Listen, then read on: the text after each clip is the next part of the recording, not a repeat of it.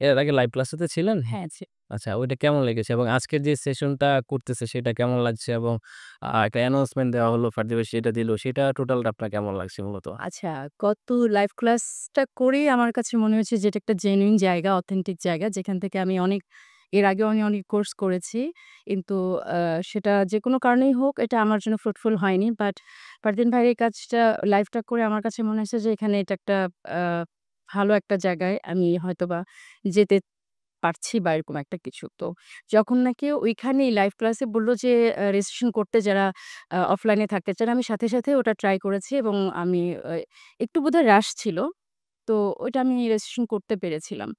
তো এরপরে যেটা হলো আমি দেখছি যে উনি যখন উনার ২ দিন পরে উনি একটা পোস্ট দিয়েছিলেন যে অনেকে ওইটা নিয়ে একটু আ কথা বলছে এবং ওই কথাটার পিছনে আবার অনেকে মানে হাহা রিঅ্যাক্ট দিচ্ছে। তো তাদের মধ্যে থেকে আমি একজনকে আবার নক করলাম যে, "আপনি হাহা রিঅ্যাক্ট কেন দিচ্ছেন? আপনার ভালো না লাগলে আপনি সরে যান।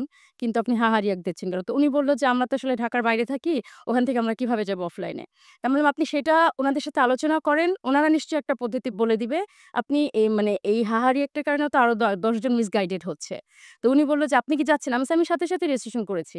তো উনি ভেবেছিলেন আমি বোধহয় এখানকারই কেউ। আমি বলছি যে, "না, আমি সম্পূর্ণ একজন আলাদা মানুষ এবং এনাদের সাথে আমি আগে কখনোই কোনো ক্লাস করিনি এবং আমার কাছে লাইভ সেশনটাও যথেষ্ট ফ্রুটফুল মনে হয়েছে এবং আজকের সেশনটা আমার সেরকমই লেগেছে। আর আজকে তো মানে আমি যখন ঢুকলাম, আমাকে যে গিফট বা আ ফর্মটা দেওয়া হয়েছিল, আমি সাথে, সাথে এসে ওটা গুরুত্ব নিয়েই কিন্তু আমার যা বলার আমি সেটা তখনই বলেছি।